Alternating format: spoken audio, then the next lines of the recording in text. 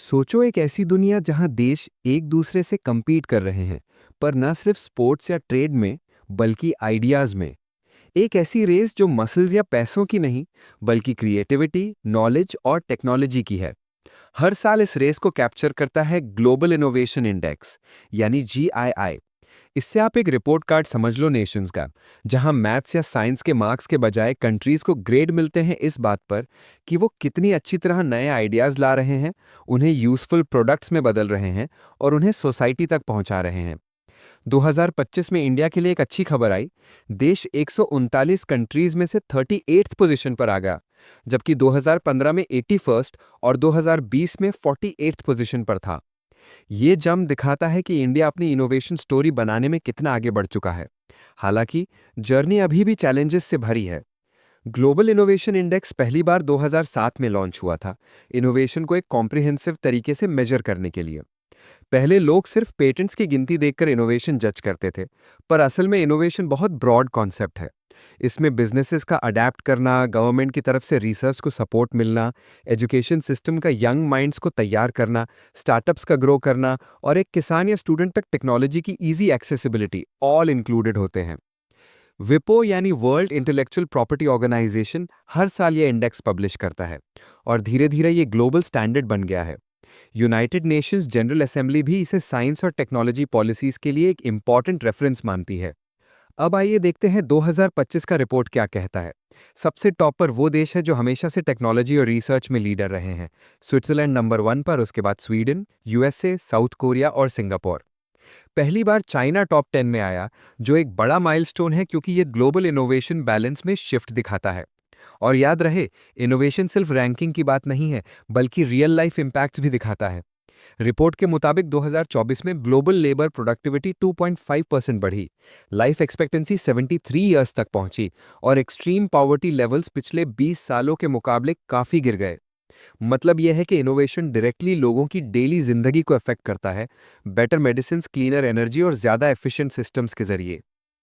India के लिए picture थोड़ी मिक्स्ड है, पर होपफुल भी। एक तरफ इंडिया नॉलेज और टेक्नोलॉजी आउटपुट्स में चमक रहा है, जहां वो ग्लोबली 22nd पोजीशन पर है। ये पेटेंट्स, रिसर्च, पब्लिकेशंस और नए टेक सॉल्यूशंस के बढ़ने को दिखाता है। मार्केट सोफिस्टिकेशन में भी इंडिया अच्छा परफॉर्म कर रहा है, मतलब कंज्यूमर बेस ग्रो कर रहा है और फाइनेंशियल सिस्टम स्टार्टअप्स को सपोर्ट कर रहे हैं। लेकिन दूसरी तरफ वीकनेसेस भी हैं। बिजनेस सोफिस्टिकेशन, इंफ्रास्ट्रक्चर और इंस्टीट्यूशनल सपोर्ट में रैंकिंग्स अभी भी 50s और 60s के बीच घूम रही हैं। सिंपल शब्दों में, इंडिया के पास दिमाग और आइडियाज तो बहुत है, पर उन्हें वर्ल्ड क्लास प्रोडक्ट्स और कंपनीज में बदलने के लिए एनवायरनमेंट उतना स्मूथ नहीं है। इसको और क्लियर समझने के लिए R&D इन्वेस्टमेंट का एग्जाम्पल लो। सोचो एक क्रिकेट एकेडमी चल रही है। जितना ज्यादा तुम ट्रेनिंग फैसिलिटीज, कोचेज और इक्विपमेंट में इन्वेस्ट करोगे, उतना ही चांस होगा वर्ल्ड क्लास प्लेयर्स प्रोड्यूस करने का। इसी तरह इनोवेटिव कंट्रीज जैसे इजरायल या साउथ कोरिया अपने जीडीपी का 5% तक रिसर्च और डेवलपमेंट में लगाते हैं, जबकि इंडिया सिर्फ 0.65% इन्वेस्ट करता है। मतलब वर्ल्ड कप खेलने की तैयारी कर रहे हैं, पर प्रैक्टिस हाफ सेशंस की है। एक और प्रॉब्लम यह है कि इंडिया में ज्यादा फंडिंग गवर्नमेंट देती है, जबकि यूएस या जर्मनी जैसे देश में प्राइवेट कंपनीज लीड करती हैं। ये डिफरेंस बड़ा इंपॉर्टेंट है क्योंकि इंडस्ट्री को मार्केट नीड्स का बेटर सेंस होता है और वो रिसर्च को जल्दी कमर्शियलाइज भी कर लेती है। फिर भी इंडिया का इनोवेशन इकोसिस्टम बज़ कर रहा है। स्टार्टअप्स इसका सबसे बड़ा प्रूफ है। आज इंडिया के पास 100 से ज़्यादा यूनिकॉर्न्स हैं जो बिलियन डॉलर से बड़े हैं, और ये दुनिया का थर्ड लार्जेस्ट स्टार्टअप इकोसिस्टम है। कंपनीज जैसे एथर एनर्जी और ओला इलेक्ट्रिक क्लीन टेक्नोलॉजीज को आगे बढ़ा रही हैं, और डीप टेक एरियाज जैसे सेमीकंडक्टर्स और आर्टिफिशियल इंटेलिजेंस को गवर्नमेंट के बड़े मिशन से पुश मिल रहा है। एग्जाम्पल के लिए नेशनल सेमीकंडक्टर मिशन, जिसका बजट 76,000 करोड़ रुपीस है, इंडिया को इस इंडस्ट्री में सेल्फ रिलायंट बनाने के लिए। साथ ही अटल टिंकरिंग लैब स्कूल स्टूडेंट्स को छोटी एज से ही टेक एक्सपेरिमेंट करने का मौका दे रहे हैं, और लगभग आधे स्टार्टअप्स टीयर 2 और टीयर 3 सिटीज से आ रहे हैं, ना कि सिर्फ मेट्रोज से। पर इनोवेशन सिर्फ फ्लैशी स्टार्टअप्स का नाम नहीं है। असली चैलेंज है कि आइडियाज को स्केल कैसे किया जाए और उन्हें रियल वर्ल्ड तक पहुंचाया कैसे जाए। यहीं इंडिया अटक जाता है। ब्यूरोक्रेटिक डिलेज, गवर्नमेंट लैब से इंडस्ट्री तक टेक्नोलॉजी ट्रांसफर की प्रॉब्लम्स और एक रिस्क एवर्स बिजनेस कल्चर।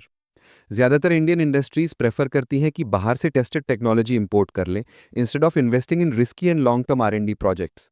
इसी वजह से स्पेस और डिफेंस रिसर्च में इंडिया ने कमाल दिखाया है, पर सेमीकंडक्टर्स, एडवांस्ड मटेरियल्स और फार्मास्यूटिकल्स जैसे फील्ड्स में अभी भी पीछे है। तो सोल्यूशन क्या है? एक्सपर्ट्स कहते हैं इंडिया को R&D स्पेंडिंग ड्रामेटिकली इंक्रीज करनी होगी, प्राइवेट कंपनीज और फिलैंथ्रोपिस्ट को इंकरेज करना होगा इन्वेस्ट करने के लिए, और यूनियन बजट में अनाउंस किया हुआ 1 लाख करोड़ रुपए इनोवेशन फंड एफिशिएंटली डिप्लॉय करना होगा। यूनिवर्सिटीज को फंडामेंटल रिसर्च में बड़ा रोल लेना चाहिए, जिससे बाद में इंडस्ट्रीज उसे कमर्शियलाइज कर सकें। रीजनल इनोवेशन क्लस्टर्स भी जरूरी हैं, सिर्फ मेट्रोज में नहीं बल्कि छोटे सिटीज में भी, जहां local talent local problem solve कर सके। एग्जाम्पल के लिए रूरल एरियाज में agritech startups farming challenges address कर रहे हैं। साथ ही सेक्टर स्पेसिफिक काउंसिल्स जैसे क्लीन टेक काउंसिल या एआई काउंसिल क्रिएट करना भी फायदेमंद होगा, जिससे पॉलिसीज और फंडिंग सही जगह चैनलाइज की जा सके।